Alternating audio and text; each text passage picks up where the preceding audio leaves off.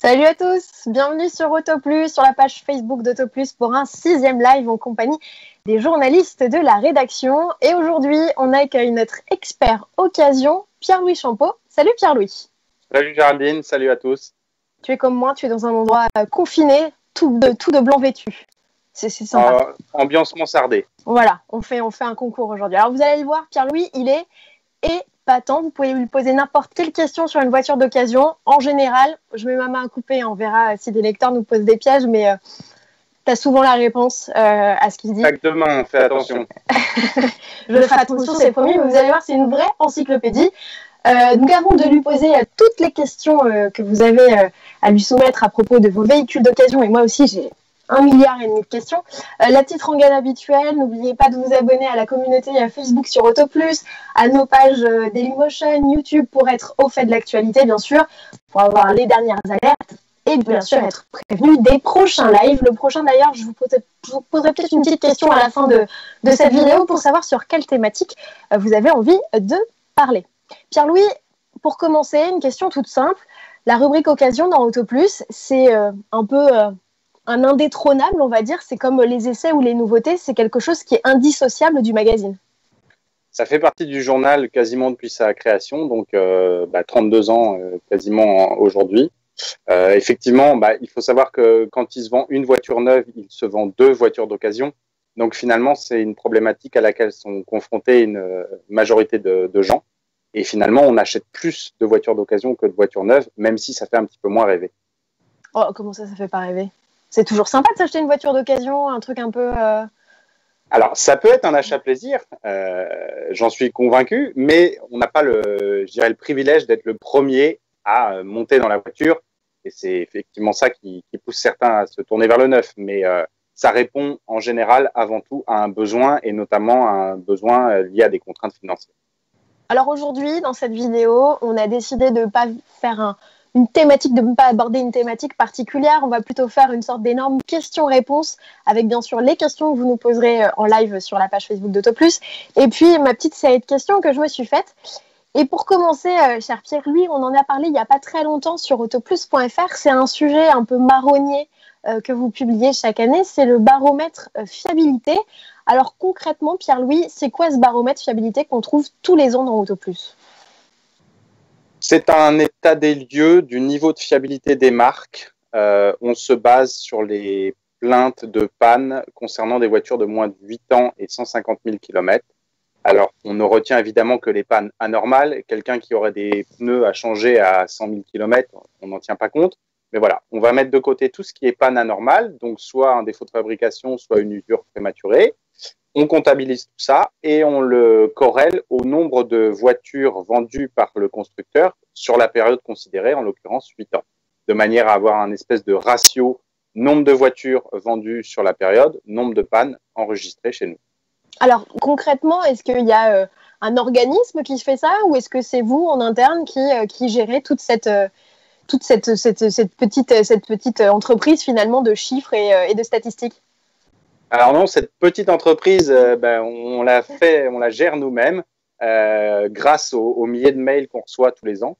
Ça nous permet d'avoir un classement qui a on va dire une vraie valeur statistique puisqu'on se base sur des échantillons de plusieurs milliers de témoignages. Et tout ça, c'est trié à la main parce que je ne connais pas encore de machine capable de classer un témoignage en fonction du constructeur qui le concerne et qui serait capable de dire si le témoignage est recevable ou non. C'est-à-dire, est-ce que la voiture rentre bien dans les conditions qu'on fixe en termes d'âge et de kilométrage, et est-ce que le témoignage concerne bien une panne anormale. Quelqu'un qui donne un avis sur un véhicule, par exemple, évidemment, ça ne sera pas pris en compte. Et de la même manière, tout ce qui est lié à de l'usure normale, on écarte également ces témoignages-là. Mais alors, ça a fait jaser, pas jaser, mais en tout cas, ça a créé presque une petite polémique dans les commentaires où les gens s'indignaient qu'on puisse se baser sur des mails. Est-ce que c'est fiable un mail? Est-ce qu'effectivement, quelqu'un qui n'est pas content de sa Renault ou de sa Citroën et qui à un moment donné dit « j'ai eu que des problèmes, machin, etc. » Comment finalement arriver à déceler le vrai du faux dans tout ce que vous recevez? Alors, la limite des mails, c'est qu'effectivement, quelqu'un qui n'est pas content, il peut vous bombarder de mails. De la même manière qu'on écarte les témoignages qui ne nous intéressent pas, quelqu'un qui a envoyé 17 mails pour une seule et même panne sera comptabilisé qu'une seule fois. Ça permet effectivement de pas prendre en compte plus fortement les ronchons par rapport à des gens qui feraient état de manière simple d'une panne. Ensuite, le témoignage de panne, il a un intérêt, c'est que nous, derrière, ça nous permet de conseiller aussi les gens et éventuellement de les aider à obtenir gain de cause. Mais pour moi, ça reste une source formidable de renseignements pour les articles qu'on propose dans la rubrique. Et encore une fois, la quantité de mails reçus permet d'avoir un bel état des lieux de ce qui se passe sur le marché de l'occasion. Concrètement, à Autoplus, on reçoit combien de mails par jour quand on travaille à la rubrique occasion? J'ai arrêté de les compter il y a bien longtemps.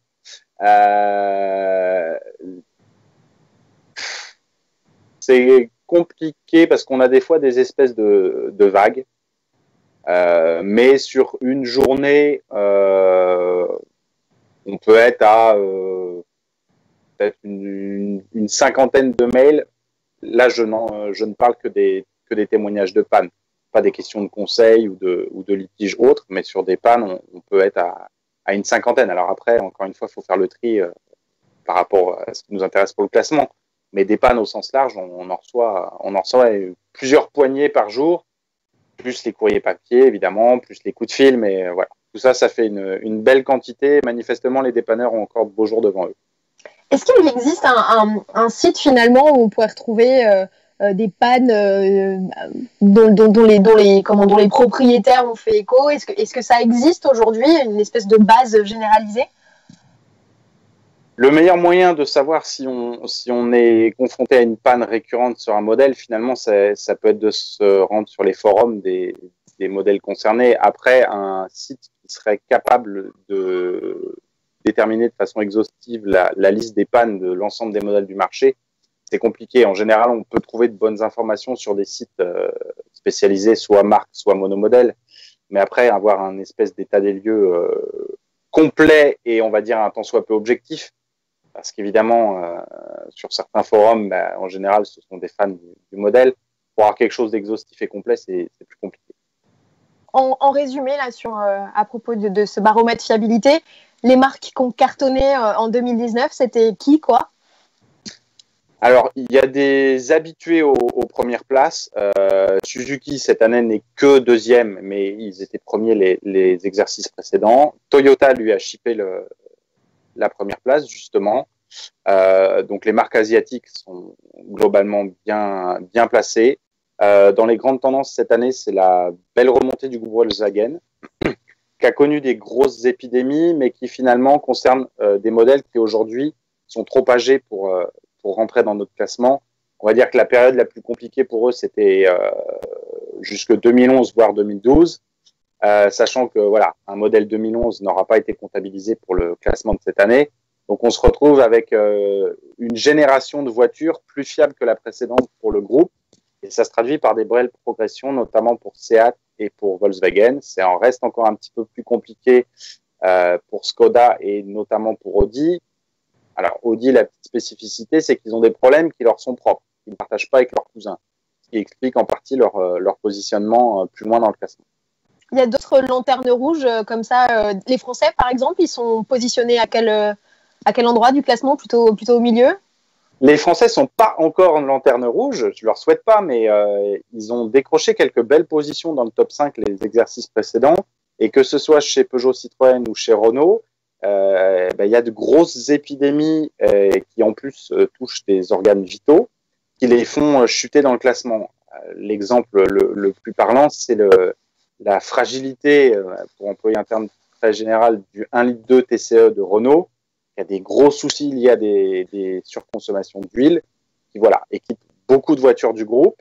Donc ça fait plonger Renault, ça fait chuter un petit peu Dacia, puisque Dacia l'utilise aussi. Ça touche également Nissan. Bref, voilà, avec des grosses épidémies sur des moteurs phares de leur gamme, ils se retrouvent avec un classement beaucoup moins bon qu'il ne l'a été les années précédentes. Alors, dans Autoplus, chaque année, il y a un autre sujet assez conséquent qui est réalisé en général à l'été. Ça s'appelle le bilan qualité. Alors, pour ne pas confondre, il y a le baromètre fiabilité et le bilan qualité. Et donc, on ne mélange pas qualité et fiabilité. Alors, On parle pas de la même chose. Je m'occupe des deux. Je suis confronté à la confusion, parfois même de la part de mes collègues chaque année. La qualité de fabrication, ça concerne la nature des matériaux, la nature des traitements thermiques qui peuvent être apportés à certaines pièces, la qualité des garnitures, des ajustements, des montages de la voiture, mais ça ne présume pas forcément de sa fiabilité. Un exemple parlant, une Dacia, pour être tout à fait honnête, c'est pas les plastiques les plus valorisants du marché. Pour autant, Dacia, globalement, c'est plutôt fiable. À l'inverse, si je reprends le cas d'Audi que je citais précédemment, ça fait des années qu'ils font des voitures extrêmement bien finies, avec une qualité de construction qui fait souvent référence, et pour autant, ça leur a pas empêché de faire face à des grosses épidémies de pannes qui sont graves. Si je prends un exemple plus ancien, sur les anciens 2 litres TDI 140, la première génération avec rampe commune, ils avaient des soucis de culasse poreuse. Une culasse poreuse, c'est pas quelque chose qu'on va quantifier lorsqu'on examine sa voiture sous l'angle de la fiabilité. Donc, c'est 2 volets qui sont importants, mais qui ne sont pas directement liés l'un avec l'autre. Alors, on est d'accord que le bilan fiabilité d'AutoPlus donc, est réalisé par rapport au mail. Le bilan qualité, lui, vous faites appel carrément aux constructeurs, vous leur demandez des véhicules, et vous, alors des véhicules neufs pour le coup, on sort un peu du cadre de l'occasion, mais des véhicules neufs que vous testez. Pourquoi on ne ferait pas ça, par exemple, sur des véhicules d'occasion de quelques années? Ce serait complètement arbitraire, enfin voilà, en fonction de la localisation du véhicule, etc. Il pourrait y avoir des traitements complètement différents.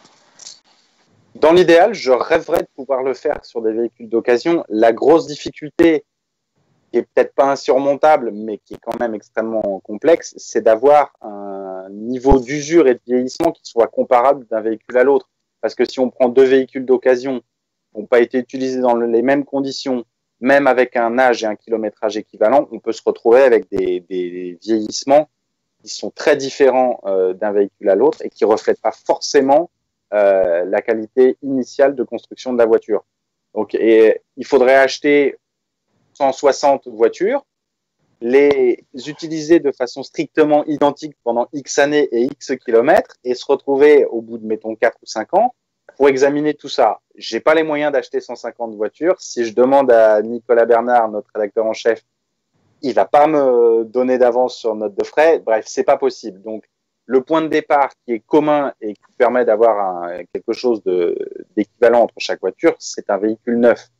Après, sur de l'occasion, c'est soumis à plein de choses. Si vous garez votre voiture en plein soleil toute l'année et que la nuit, elle est exposée à la lune, qui elle aussi peut avoir des conséquences, ben voilà, vous pouvez avoir des décolorations de tissu, choses comme ça, alors qu'un véhicule dans un sous-sol chauffé va pas avoir le même type de contraintes. Donc, c'est très compliqué de le mettre en place sur des véhicules d'occasion, mais ça serait très intéressant à faire. Ce qui serait intéressant, c'est d'avoir un peu l'évolution finalement, puisqu'il y a des voitures qui vieillissent bien, comme on dit, et des voitures qui vieillissent mal. Alors après, l'évolution, on l'a de manière, je dirais même pas indirecte, de manière assez directe dans les témoignages qu'on reçoit. C'est que en ce moment, par exemple, on reçoit beaucoup de témoignages pour des gens qui se retrouvent avec des factures de 2 à 3 000 euros pour un remplacement de siège.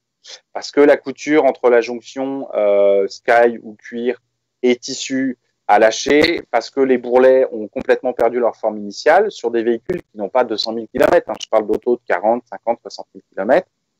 Et il faut changer le bloc complet. Donc, on se retrouve avec une facture à 4 chiffres pour quelque chose qui paraît quand même un peu prématuré. Alors, à moins de rentrer en mettant le pied sur le bourrelet côté porte-conducteur à chaque fois, bon, moi, je suis pas assez souple, mais admettons, c'est une usure qu'on peut pas considérer comme étant normale. Donc voilà, on a aussi quand même des retours qui sont liés au vieillissement de la voiture. Un autre exemple plus ancien, mais qui était assez connu, c'est le premier C4 Picasso. Les 2 boîtes à gants du tableau de bord se déformaient et ça faisait des ailes de raie manta. Ah bon ? Alors c'est très rigolo, c'est très photogénique, mais pour voir la route, c'est plus compliqué. Parce que du coup, on se retrouve avec les couvercles de boîtes à gants qui font coucou, quoi. C'est plutôt original.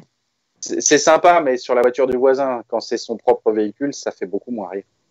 Oui, forcément. Alors, il y a Pascal Châtel qui dit ah oui, tiens, par rapport au baromètre fiabilité, une question qui est intervenue dans les commentaires, qui a beaucoup fait parler. Pourquoi il n'y a pas Honda dans les 20 marques les plus représentées en France? C'est la 21e marque la plus représentée, peut-être?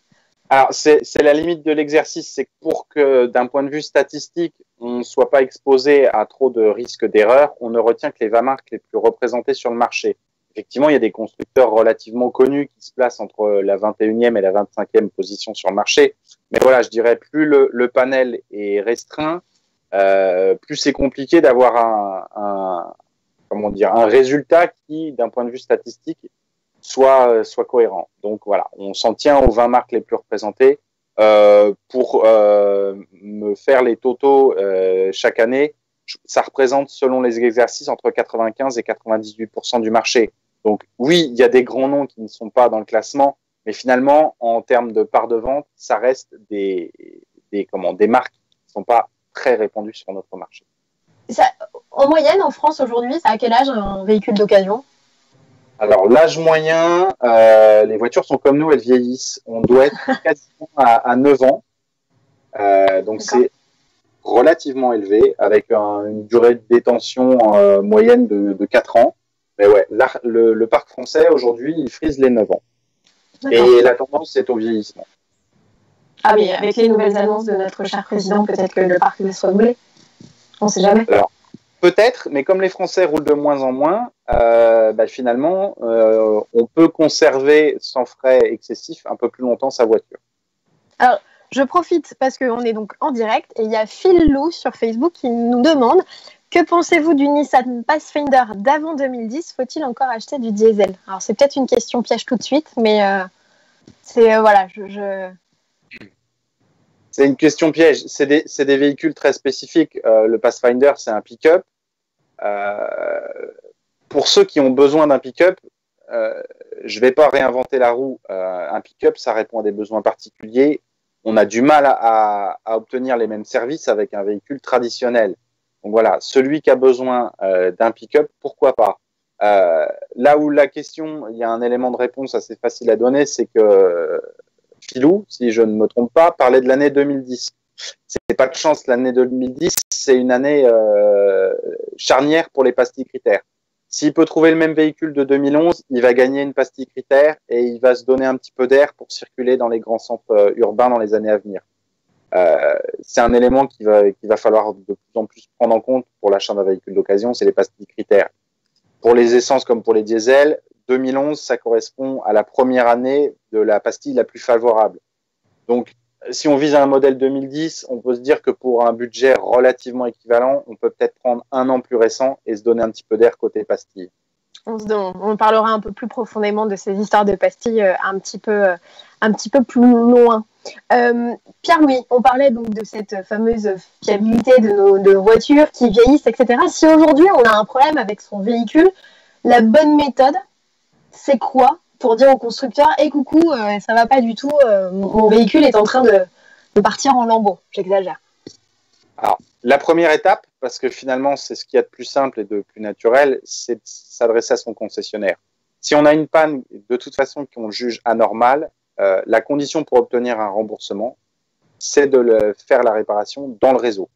Donc on se rend chez son concessionnaire, son garagiste agréé, et on voit avec lui déjà ce que lui en pense et si lui ne peut pas faire une demande de prise en charge auprès du constructeur. Ça se fait notamment pour un véhicule qui serait entretenu dans le réseau depuis sa sortie d'usine, un concessionnaire qui vous connaît, avec qui vous avez de bonnes relations, spontanément, il peut vous proposer lui-même de faire une demande de prise en charge parce qu'il juge que la panne le mérite. Si cette demande n'aboutit pas ou si le concessionnaire n'a pas franchement envie de vous aider, vous pouvez faire cette demande directement auprès du service clientèle du constructeur. Ce que je conseille dans ces cas-là, c'est pour laisser des traces écrites, c'est d'envoyer un courrier recommandé avec accusé de réception. C'est un peu un coup d'épée dans l'eau ou il y a vraiment des gens qui répondent? Il faut parfois insister, mais non. Un recommandé avec accusé de réception, mine de rien, voilà, c'est pas juste un mail, ça a un petit peu plus de poids. À ce courrier, il faut joindre impérativement copie de la carte grise, la facture en question et, dans la mesure du possible, tous les justificatifs d'entretien, de manière à présenter un dossier solide qui aura de bonnes chances d'être examiné d'un bon œil. Après, si effectivement ça porte toujours pas ses fruits, il y a d'autres possibilités, on va dire des moyens de pression. On peut faire appel à Autoplus, évidemment, puisque nous, on publie des témoignages de genre toutes les semaines. On peut se faire aider de sa protection juridique et éventuellement, en étape ultime, faire expertiser le véhicule et notamment les pièces incriminées. Si la voiture a été réparée, que les pièces défectueuses ont été jetées à la poubelle, c'est pas la peine. On va pas expertiser un véhicule qui pour le coup, a été réparé. Mais si c'est encore possible, ça peut être un bon argument pour faire plier le constructeur. Jusqu'à quel moment on se dit je continue mes lettres de relance et à quel moment je contacte effectivement AutoPlus ou bien je rejoins peut-être un collectif comme c'est le cas pour les 1 litre de TCE? Est-ce que peut-être qu'on peut le faire en parallèle? Est-ce qu'à un moment donné je me dis tiens je vais contacter un médiateur? Est-ce que finalement on peut obtenir gain de cause comme ça? Les gens qui obtiennent gain de cause sont ceux qui insistent le plus. Et qui paraissent dans AutoPlus. Entre autres. On reçoit aussi des gens qui nous font part d'une fin heureuse après avoir connu une panne qui était anormale. Mais plus on insiste et plus on multiplie les moyens de pression, je ne sais pas comment les nommer autrement, et plus on se donne des chances de réussir. Après, le point de départ, c'est aussi avoir un bon dossier.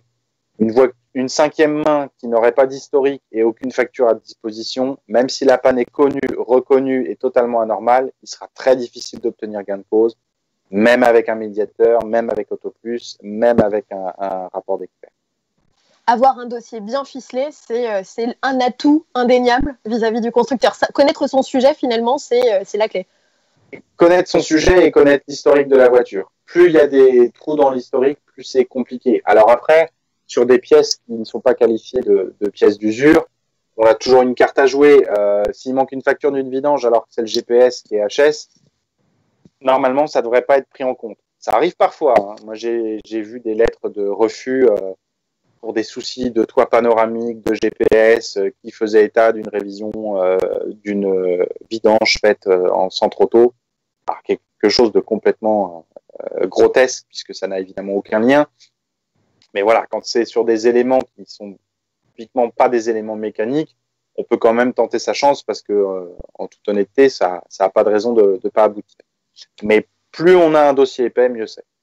Et comment demander, comment savoir au constructeur si je dois réclamer 50% de prise en charge pour telle ou telle pièce? Est-ce qu'il existe, AutoPlus le fait, un tableau de prise en charge? Oui, alors avec l'aide d'experts, on a établi un barème qui donne la longévité qu'on estime normale pour chaque organe de la voiture. Et puis après, ça donne des seuils. Toutes confondues, pardon. On considère qu'un véhicule, quel que soit son modèle, les éléments qui le composent doivent pouvoir tenir la vie entière, 100 000 km, 150 000 km. C'est pas fonction du modèle ou de la marque considérée. Et donc, avec ce barème, il y a des paliers qui donnent une prise en charge totale jusqu'à un certain kilométrage, et avec ensuite, évidemment, un barème dégressif jusqu'à ce qu'on arrive à la durée de vie de la pièce. Et à ce moment-là, évidemment, on n'est plus en droit d'attendre quoi que ce soit puisque la pièce a rempli son office. Et pour se faire aider, il existe des lettres types qu'AutoPlus met également à disposition. Exactement. Dans l'excellent baromètre fiabilité dont on parle depuis le début, outre ce barème, il y a un exemple de lettre type. Donc voilà, il n'y a plus qu'à compléter avec marque, modèle, motorisation, année, kilométrage, un petit descriptif de la panne et on envoie tout ça au constructeur. Des collectifs, par exemple, Pierre-Louis, comme ceux qui se sont montés pour le 1 litre de TCE Renault, est-ce qu'ils ont vraiment plus d'aura, de poids vis-à-vis du constructeur? Est-ce qu'on peut davantage obtenir ou comme par exemple le Dieselgate, enfin tout ce qu'on sait autour de cette affaire, est-ce que finalement en se rassemblant, on peut obtenir davantage d'un constructeur quand on a un problème? Ça aide parce que ça limite les possibilités de s'entendre dire que c'est un cas isolé ou que c'est de la faute du propriétaire du véhicule en question. Si vous vous pointez dans un garage Renault avec une surconsommation d'huile sur un 1 litre de TCE, aujourd'hui, on aura du mal à vous dire que c'est normal et qu'il n'y a aucun problème derrière. Parce que voilà, le problème est connu, il y a effectivement un collectif qui s'est monté autour de ce souci. Mais voilà, plus le problème a fait parler de lui, plus on est légitime dans sa demande. Après, ça n'augmente pas les chances d'obtenir gain de cause avec un dossier qui manquerait d'éléments en sa faveur. Donc, c'est un bon point de départ parce que la première réponse, c'est de votre faute ou « Ah non, on n'a jamais vu ça ». Évidemment. Et j'ai encore eu un courrier de ce type-là la semaine dernière. Problème de chaîne de distribution sur un 1 litre 2 TS605. Le monsieur me dit, je suis allé à mon garage, le garage me dit « Ah, j'ai jamais vu ça de ma vie ». Alors, soit le garagiste a débuté sa carrière hier, soit il va au bluff en se disant je tente le coup, peut-être que ça va décourager ce brave monsieur et j'en entendrai plus parler derrière. Mais voilà, plus le problème est célèbre, plus on est crédible dans sa demande et on s'épargne quelques réponses un peu farfelues qu'on a trop souvent. Effectivement, le conseil, c'est effectivement d'aller sur les forums, de consulter et d'être un maximum informé de ce qui se passe pour pouvoir...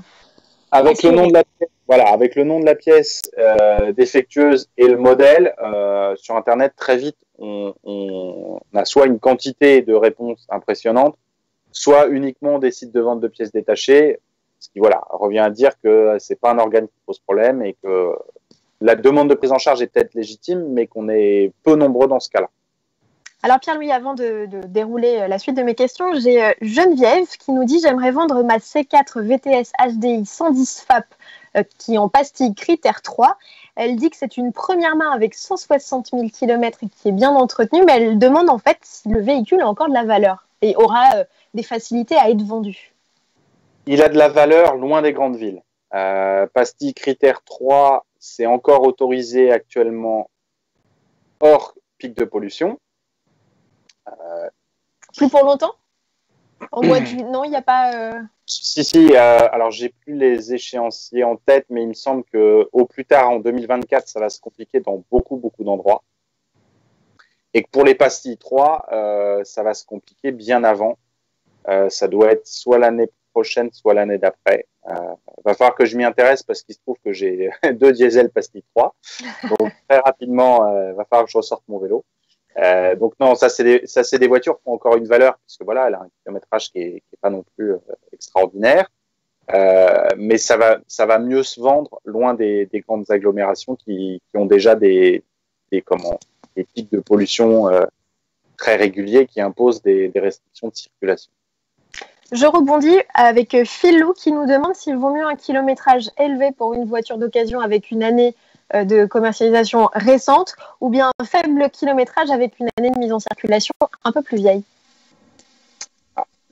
Ça dépend des cas, mais globalement, vaut mieux un kilométrage un petit peu plus élevé et un modèle récent. 2 raisons à cela. Un modèle récent sur un véhicule qui a une carrière un peu longue, il aura été sans doute amélioré et fiabilisé. Un kilométrage élevé, ça implique souvent des grands trajets, route, autoroute, et c'est des trajets qui font défiler le compteur, mais qui n'usent pas réellement la voiture. À l'inverse, un petit kilométrage, si c'est que des trajets en ville à froid, la voiture va, d'un point de vue mécanique, être beaucoup plus usée que ce que son kilométrage laisserait supposer. La seule limite à un gros kilométrage, c'est que si vous voulez conserver la voiture longtemps, à un moment donné, il y aura quand même des frais à faire. Mais à véhicule équivalent, je préfère une auto un petit peu plus récente et plus kilométrée, parce que je sais que derrière, ça aura été potentiellement un usage dans de meilleures conditions. L'idéal, c'est l'autoroute. Une fois que vous êtes en 5 ou en 6e à 130, vous touchez plus à rien et le moteur est à régime stabilisé à chaud. Donc finalement, il est peinard. Le compteur tourne, mais il se passe pas grand-chose. Alors qu'en ville, on change les rapports, on freine, on tourne, on s'arrête, on fait un petit trajet. Une fois qu'on est arrivé, le moteur il est à peine chaud. Bref, c'est pas les bonnes conditions d'utilisation. Alors toujours sur le fil Facebook, il y a Pascal qui nous parle des systèmes hybrides Toyota, mais je vous promets Pascal, on va en parler un tout petit peu plus loin dans le déroulé de nos questions. Vous parliez, Pierre-Louis, des frais. Alors, j'ai une question qui est vraiment toute bête. À quel moment on se dit j'arrête les frais sur ma voiture d'occasion? Est-ce qu'il y a un palier où voilà, il faut se fixer une limite et se dire bon bah ok, stop, j'ai déjà dépensé 5 000 € alors que mon véhicule en vaut 3, c'est plus la peine. La limite la plus naturelle, c'est quand les frais dépassent la valeur de la voiture. Après, ce qui peut faire varier cette limite, c'est la connaissance qu'on a de l'historique de la voiture. Si c'est une voiture que vous avez achetée neuve il y a 10 ou 15 ans, entretenue chaque année, bichonnée, je dirais qu'il faut la garder le plus longtemps possible parce que même si on se retrouve avec des frais qui se rapprochent fortement de sa valeur sur le marché, le même véhicule que tu vas pouvoir racheter à kilométrage et âge équivalent, il aura peut-être pas un historique aussi limpide. Donc c'est ça qui va faire la différence. C'est ok, on se dit ma 207 à 200 000 km, elle vaut 2 000 €. Mais les 207 à 200 000 km que je vais trouver sur le marché, c'est peut-être des 3e mains, des 4e mains avec un historique à trous. Donc voilà, plus on connaît le passé de la voiture, plus on a intérêt à le garder longtemps. À l'inverse, si c'est une auto qu'on a achetée récemment, sur laquelle on n'a pas pu avoir un historique en béton, là, faut pas trop insister parce que effectivement, ça va être peut-être un coût de 500 euros, puis 800 euros, puis de nouveau 600 euros. Mais rien ne permet de savoir à quel moment ça va s'arrêter. Est-ce que... Pardon. Plus on a d'historique, plus on la garde. À l'inverse, il ne faut pas trop s'acharner sur un véhicule dont on connaît peu le passé. Mais est-ce qu'il y a des pièces, par exemple, rédhibitoires sur lesquelles on se dit non, alors là, c'est bon, un embrayage ou je ne sais quelle autre pièce conséquente, est-ce qu'il y a voilà, des points sur lesquels on se dit non, là ça ne sert à rien d'investir autant pour mon véhicule?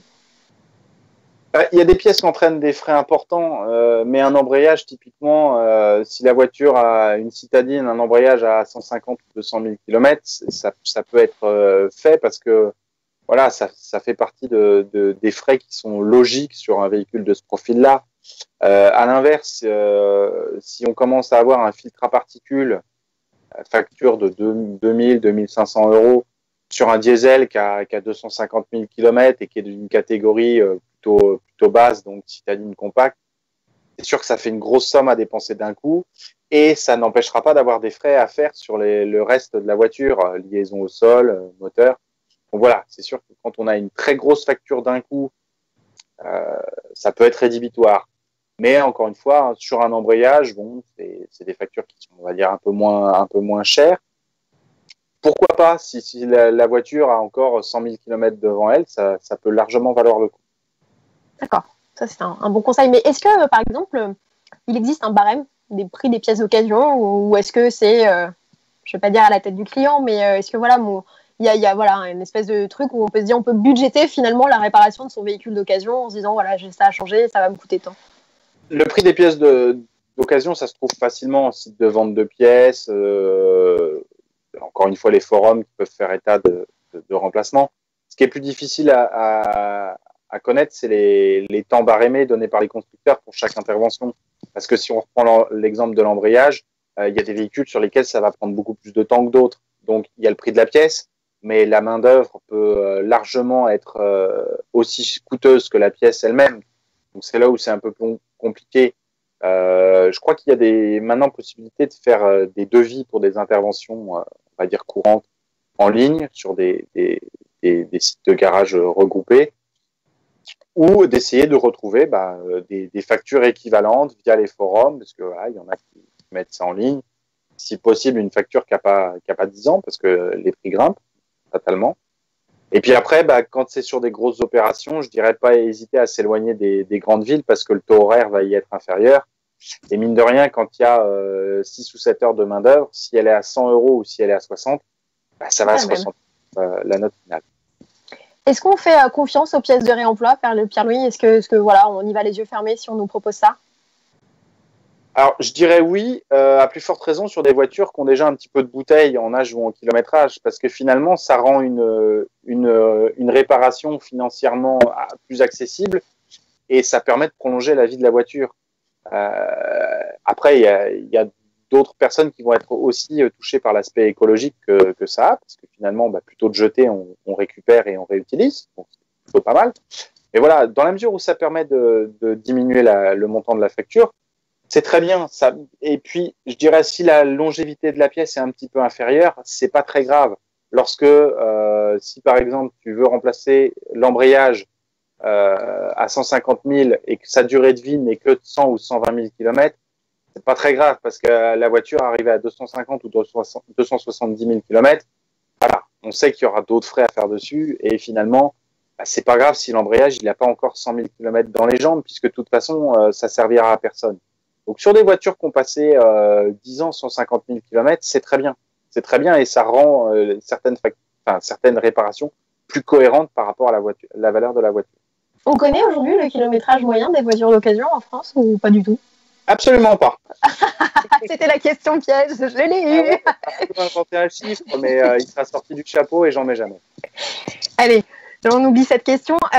On parlait des 1 litre de TCE. Il y a Valentin qui nous dit bonjour Géraldine, bonjour Pierre-Louis. Est-il dangereux aujourd'hui d'acheter un 1 litre de TCE Renault en occasion? Il parle d'une Mégane 4 de 2016 avec quelques kilomètres seulement au compteur. Oui. Je suis désolé, Valentin.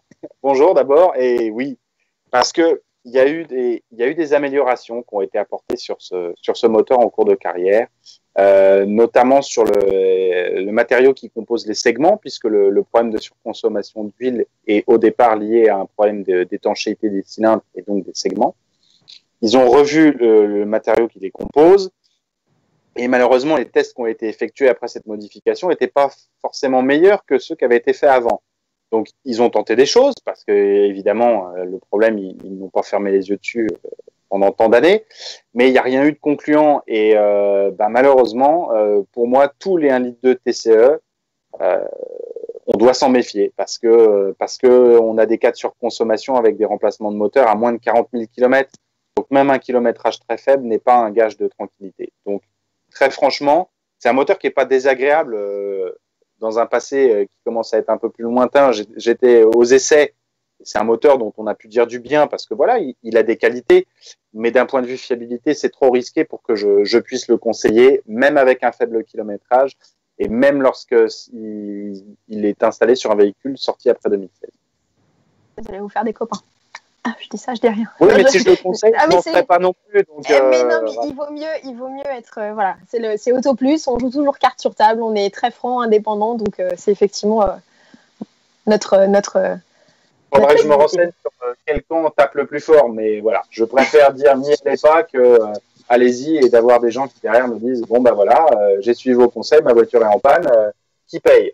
C'est pas moi qui vais payer, donc voilà, je préfère dire n'y allez pas. J'embraye avec une autre question. Cette fois, c'est notre copain Pierre de chez Caradisiac. Salut Pierre. Qui nous dit je dois changer pour la seconde fois en 70 000 km l'embrayage et le volant moteur de ma Mini Countryman Cooper S de 2011. Est-ce que c'est un problème connu? Alors, Mini Countryman Cooper S de 2011. Donc, c'est encore l'époque des 1,6 litre partagés avec PSA. Un moteur qui avait des problèmes, mais honnêtement, volant moteur, embrayage, c'est pas ce qui posait le plus de soucis sur ce bloc-là.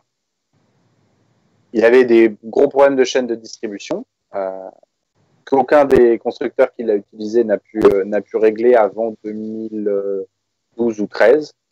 Mais non, volant moteur, embrayage sur ce moteur-là, ça me semble pas être si fréquent. Très bien. Il y a une autre question qui dit est-ce qu'il vaut mieux acheter chez un pro ou chez un particulier sa voiture d'occasion? Est-ce qu'il y a une différence à faire? Des garanties qu'on peut avoir peut-être? Alors, les garanties, quand c'est une garantie 3 mois moteur boîte-pont, ça vaut une bonne tape sur l'épaule, c'est-à-dire pas grand-chose. Longtemps, on a dit que les professionnels étaient plus chers que les particuliers. Aujourd'hui, c'est plus vrai.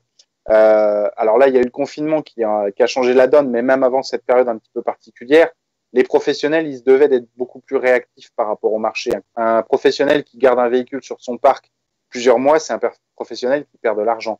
Donc, il va vendre, quitte à vendre sous la cote. Là où un particulier va un peu plus s'accrocher à son prix, le professionnel, il n'a pas le choix. Il faut qu'il soit réactif.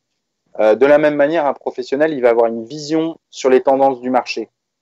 Donc, s'il sait, par exemple, qu'il y a un afflux très important d'un modèle sur des retours de location longue durée, par exemple, il va savoir beaucoup plus facilement qu'un particulier qui est en concurrence avec un marché avec des tarifs très attractifs, il va pas s'acharner inutilement. Donc, l'avantage du prix, finalement, il est plus du tout pour les particuliers. Après, c'est toujours pareil. Si on trouve une première main chez un particulier avec un carnet d'entretien un jour, faut pas s'arrêter à une garantie qui n'aurait finalement quasiment aucune application derrière. Donc, pourquoi pas? Là, c'est vraiment du coup par coup, mais les grandes tendances qui se dégageaient les années précédentes, notamment sur les prix réputés plus chers chez les professionnels, aujourd'hui, c'est plus vrai. Donc, il ne faut pas hésiter à multiplier les canaux de vente, particuliers, professionnels, quels qu'ils soient, que ce soit les réseaux constructeurs, mais aussi les gestionnaires de flotte qui revendent leurs véhicules au bout de 3 à 5 ans et qui, de par les volumes qu'ils gèrent, sont souvent contraints d'avoir des prix assez attractifs. Donc, faut aller voir chez tout le monde, faut être curieux. Vous parliez de tendance, Pierre-Louis. C'est quoi la grosse tendance aujourd'hui sur le marché de l'occasion? Les SUV, c'est indéniable?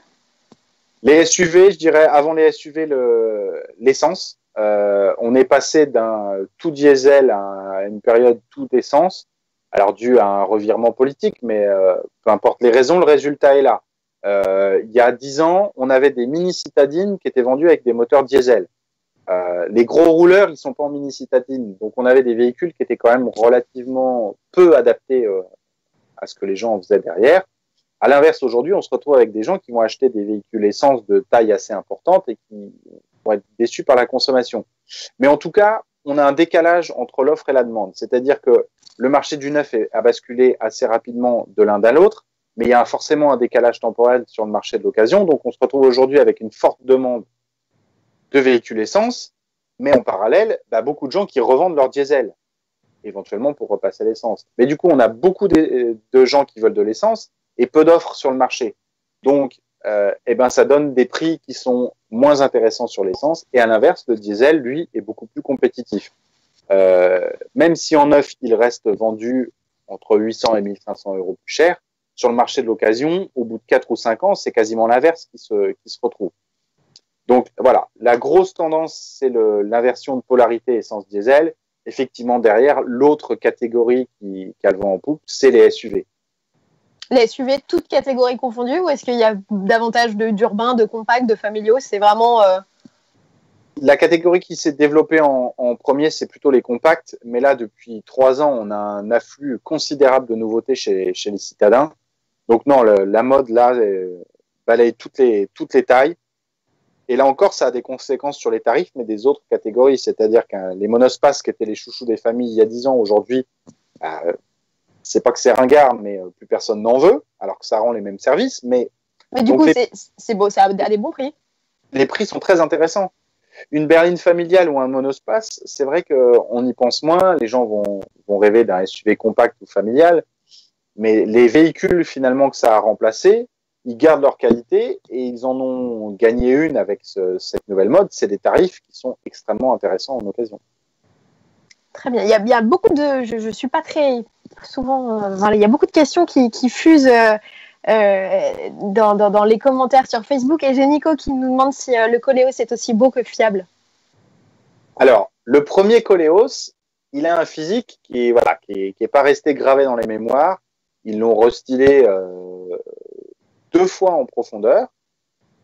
C'est un véhicule qui est complètement oublié sur le marché de l'occasion, mais c'est pas forcément une mauvaise affaire parce qu'en fin de carrière, il était fiable, il était très bien équipé. Alors le look, c'est une affaire de goût, mais honnêtement, le rapport prix-prestation, il est pas mal du tout. Le nouveau Koleos, il est beaucoup plus dans l'air du temps.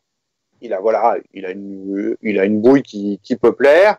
En fiabilité, c'est pas trop mal. Il y a eu, mais ça, c'est malheureusement commun à beaucoup de constructeurs, des bugs des systèmes multimédia. Et le souci, c'est que comme aujourd'hui, ça regroupe à peu près toutes les commandes de l'habitacle, si l'interface multimédia GPS ne fonctionne plus, on n'a plus accès à grand-chose.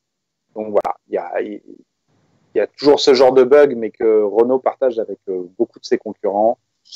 Côté motorisation, c'est pas trop mal. Les DCI ils sont quand même globalement beaucoup plus fiables ces dernières années. Il y a eu une épidémie, alors moins cet hiver parce qu'on a eu un hiver très doux, mais l'hiver précédent c'était moins le cas.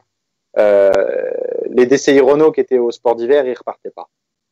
Les gens pouvaient pas redémarrer. Les garages, les concessions se sont retrouvés avec des quantités de Renault sur leur parc, sur le trottoir dans la rue de devant, parce que voilà, impossibilité de démarrer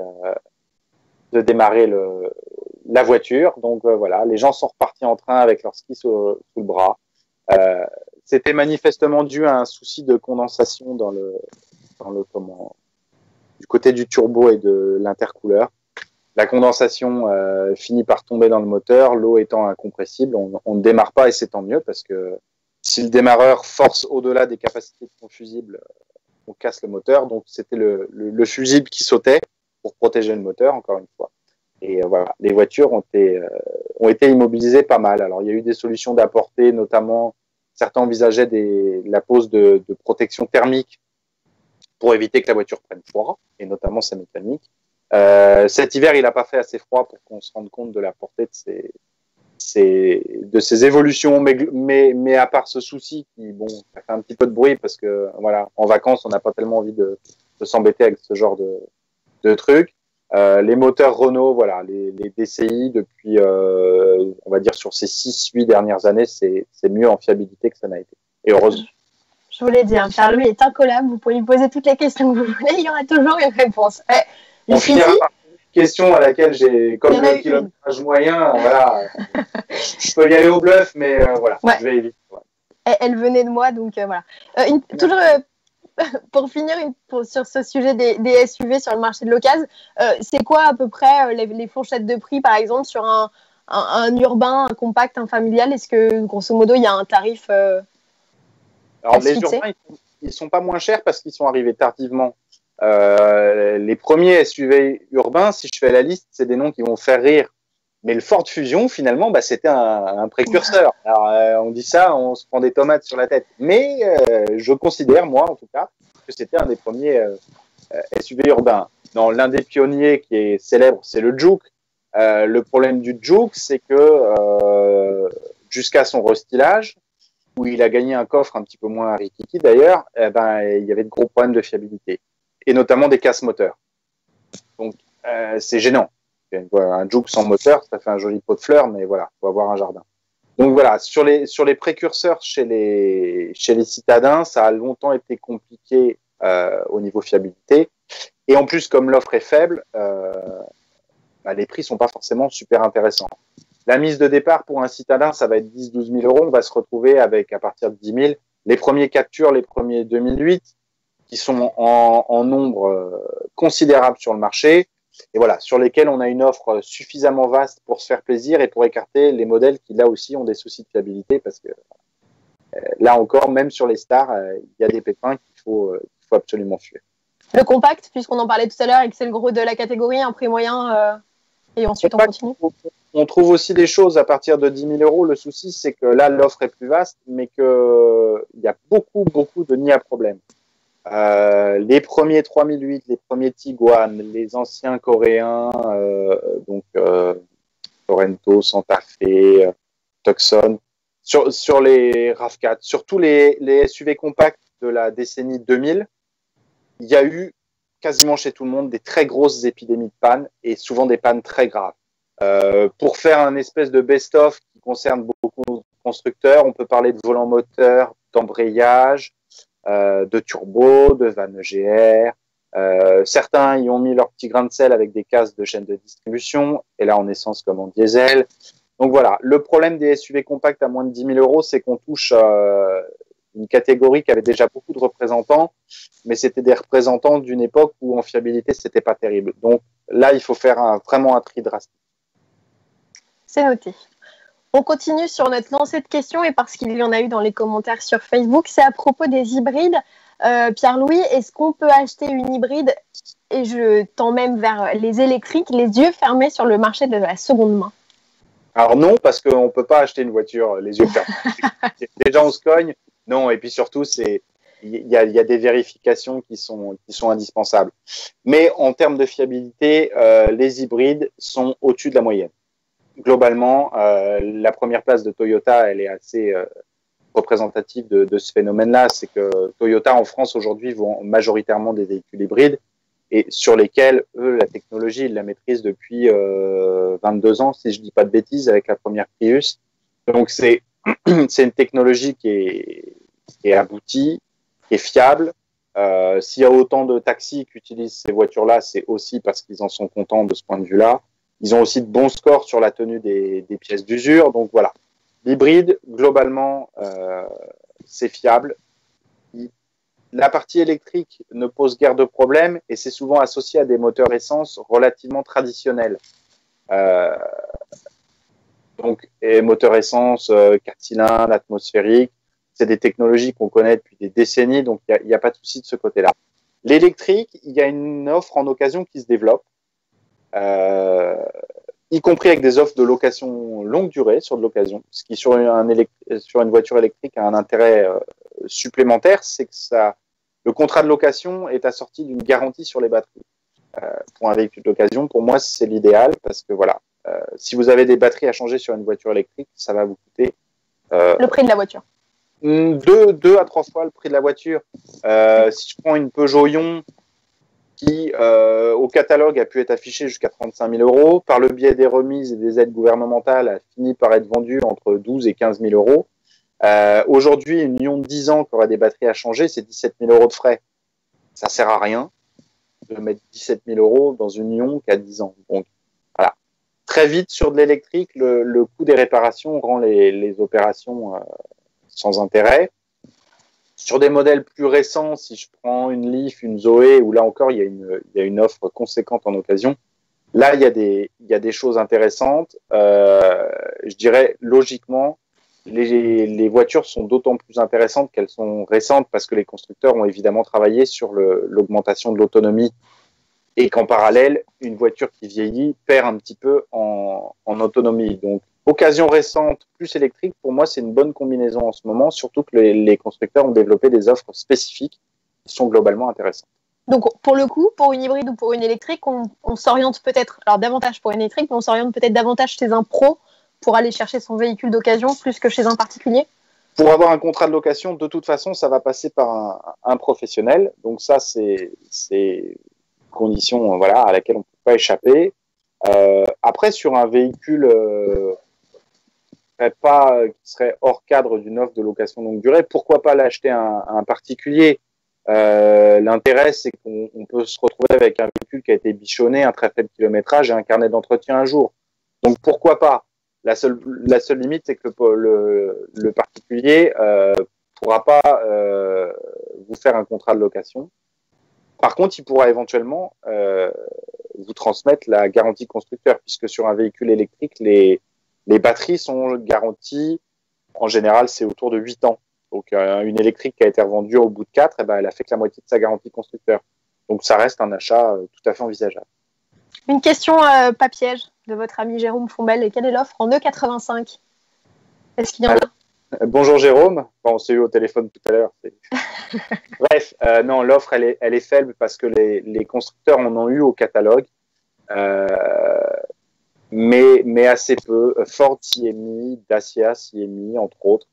Donc, il y a une offre, mais qui n'est pas toujours extrêmement... je parle de l'offre monde d'origine constructeur. L'offre est pas extrêmement vaste et c'est pas toujours sur des modèles très intéressants.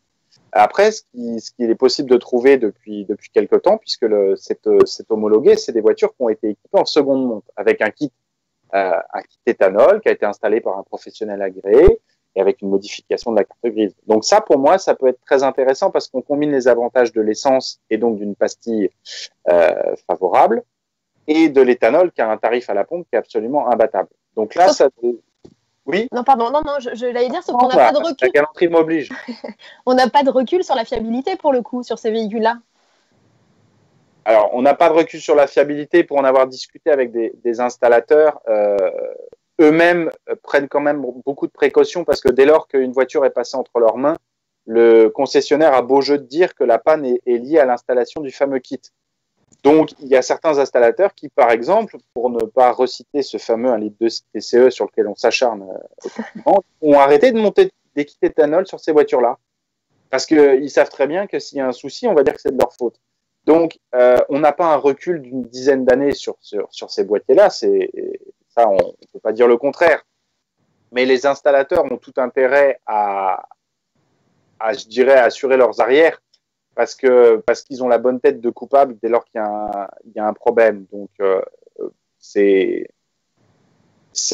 pour l'instant, les voitures sur lesquelles ils installent les kits, je dirais qu'il y a une certaine tranquillité dans le sens où ils prennent pas des risques inconsidérés, quitte à retarder la commercialisation d'un kit sur un moteur un peu récent sur lequel ils n'auraient pas suffisamment de billes. Pardon. Moi, je dis des retours, mais billes, c'est mignon. Ça ramène en enfance. Voilà, ça ramène en enfance. Juste une dernière question par rapport à ma liste. Et ensuite, il y a beaucoup de questions qui ont été posées dans le fil Facebook. Donc, on va se consacrer à ces questions-là. C'était à propos de la vignette critère. Donc, aujourd'hui, concrètement, un véhicule avec une pastille critère 3, ça marche si on habite plutôt en province et pas dans une grosse ville. Mais si on doit acheter un véhicule d'occasion, il vaut mieux viser des modèles de quelle année pour avoir une pastille critère 2?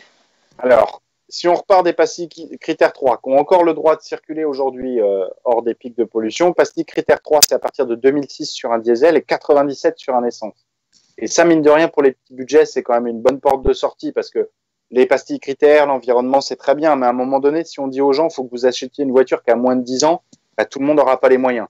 et la voiture, ça reste quand même indispensable pour beaucoup d'entre nous. Donc, essence 97, diesel 2006 pour la pastille critère 3. Pastille critère 2 en diesel, c'est 2011. Et pour l'instant, il n'y a pas mieux sur le diesel, puisqu'il n'est plus en odeur de sainteté. Sur l'essence, la pastille critère 2 arrive en 2006 et la pastille critère 1 en 2011. Donc, pour résumer, il y a un espèce de cran de décalage avec des crans intermédiaires sur le diesel, mais qui finalement sont plus très intéressants parce que les pastilles 4 et 5 aujourd'hui sont bannies des grandes villes, donc il vaut mieux les éviter. Après, encore une fois, quand on n'a pas les moyens et qu'on habite loin d'une grande ville, un diesel critère 4, ça peut encore rendre des services. Hein. Donc, mais aujourd'hui, ça devient plus compliqué à revendre parce que voilà, il y a les interdictions qui se profilent et ça va être compliqué dans les villes dans les années à venir. Alors Pierre-Louis, je vous pose une question cette fois de Marguerite qui nous dit: que pensez-vous de la boîte DSG7 sur une Golf de 2019? Est-ce qu'elle est fragile? J'hésite pour l'achat. Ah, ça dépend, mon capitaine. L'appellation DSG7, ça cache 4 boîtes différentes en fonction de la cylindrée du moteur et donc de son couple maximal, de l'implantation du moteur et de la transmission 2 ou 4 roues motrices. En l'occurrence, sur une Golf aussi récente, je pense qu'il doit y avoir 3 DSG7 différentes, la DSG7 petit moteur, la DSG7 gros moteur et la version pour les 4 roues motrices. Globalement, les versions gros moteur, 2 ou 4 roues motrices sont fiables. La petit moteur, elle a connu quelques soucis, mais qui ont fini par être réglés. Il y avait des soucis une certaine brutalité de la boîte sur les changements de rapport et un phénomène de patinage au niveau des embrayages qui créait des usures prématurées.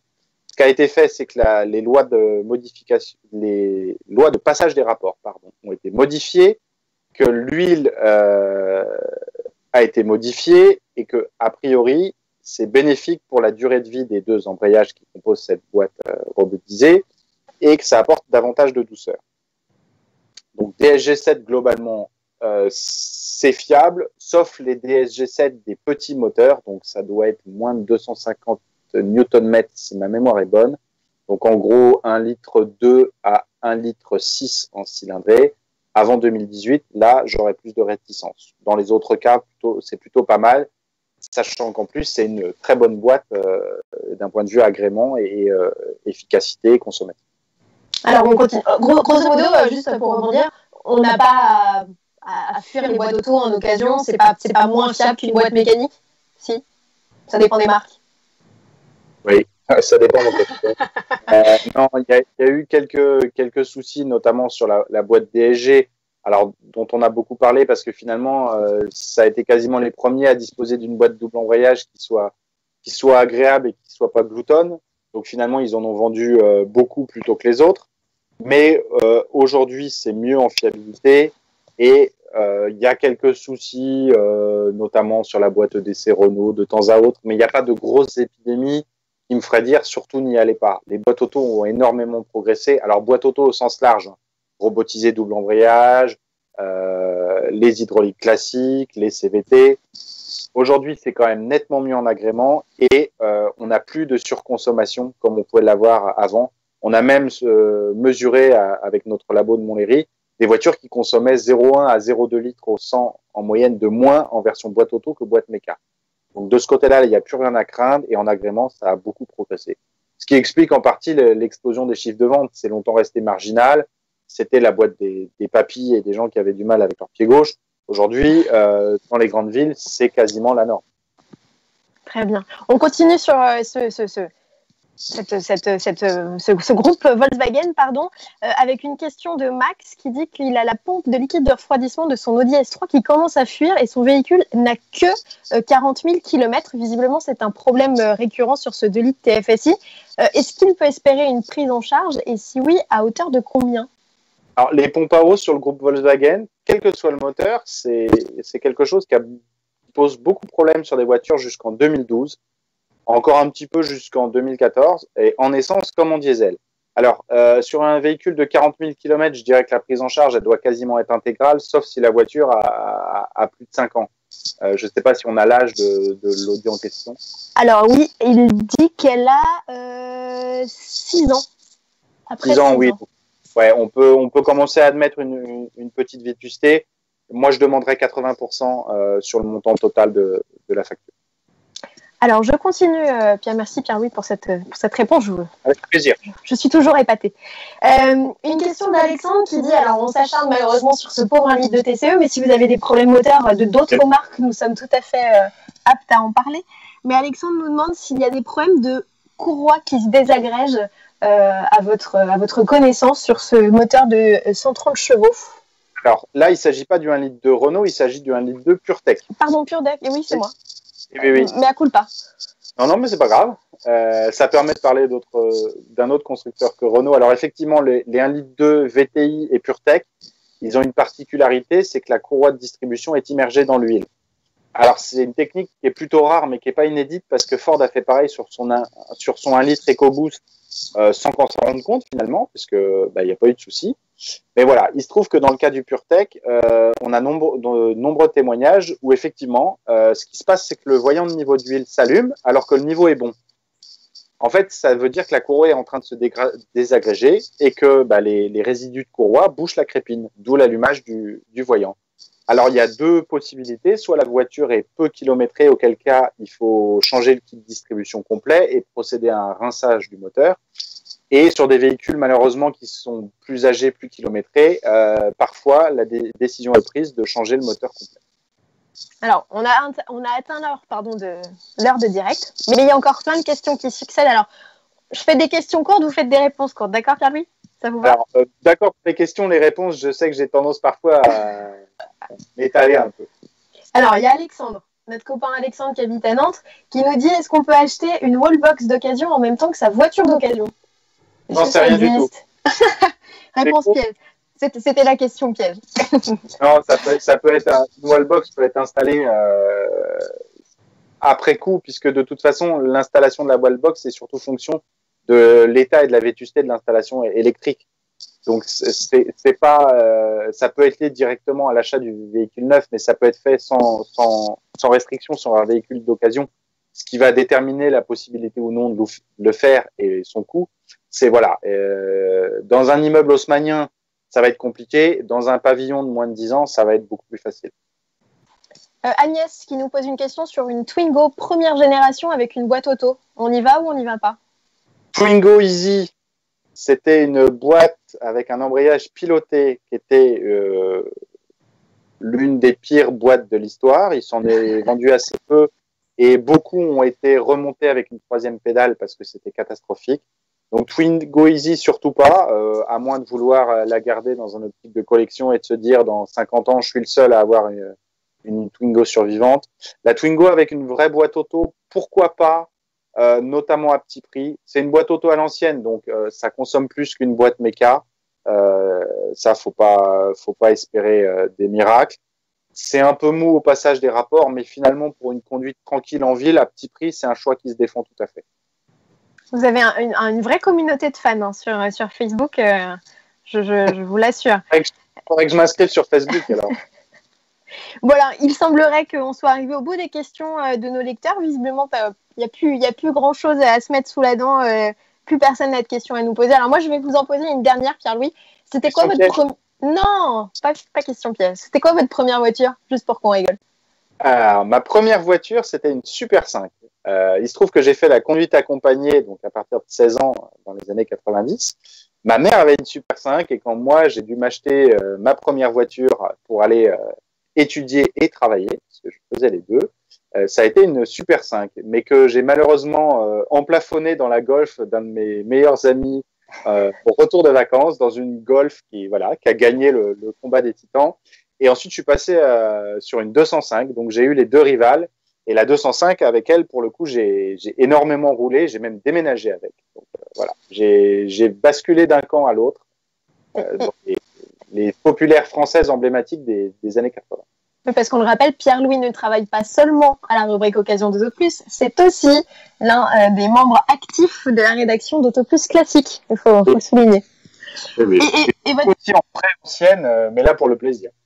Et alors le garage actuel est composé donc de 2 diesels, mais quel modèle, et de quelques voitures de collection? Alors, ayant l'honneur, l'immense privilège et le plaisir d'avoir 3 enfants en bas âge, j'ai dû m'acheter une bétaillère, comme on dit, sans avoir forcément le budget qui va avec. Donc, j'ai un C8 de 2007, je crois, donc pastille critère 3. Et on a récupéré, parce que le C8, c'est très bien quand on est en famille, mais quand on est tout seul, ça n'a absolument aucun intérêt, notamment en région parisienne. On a récupéré une 207 diesel, 1,4 litre HDI, qui a 280 000 km, embrayage d'origine et qui se porte comme un charme, et pour laquelle, par exemple, je serais prêt à remettre 500 ou 600 euros dans l'embrayage, parce que la voiture a un kilométrage très élevé, mais qu'elle fonctionne parfaitement. J'ai un classeur de facture qui fait comme ça, et que voilà, typiquement, je ne m'arrêterai pas à son kilométrage quand il s'agira de dépenser un peu d'argent pour la faire survivre. Un petit teasing sur ce qui sort dans le prochain numéro d'Autoplus, Pierre-Louis, en sujet à l'occasion, c'est une colle, ça aussi. Ah oui. Oui, parce que c'est une colle, mais j'ai une bonne excuse. C'est entre les dates de rendu des sujets et les dates de parution, il y a forcément un décalage. Et donc, moi, je sais ce que je rends cette semaine, mais je ne sais plus exactement ce que j'ai rendu. Je vous vole au secours. Attention, je vais vous dire ça normalement. Attention, qu'est-ce que c'est? Ah oui, mais moi, j'ai toujours mes anti-sèches. Mais moi, j'ai le droit. Moi, Alors, dans le sujet magazine de cette semaine en novembre, il y a l'avis des propriétaires de Dacia Docker et un sujet sur les increvables.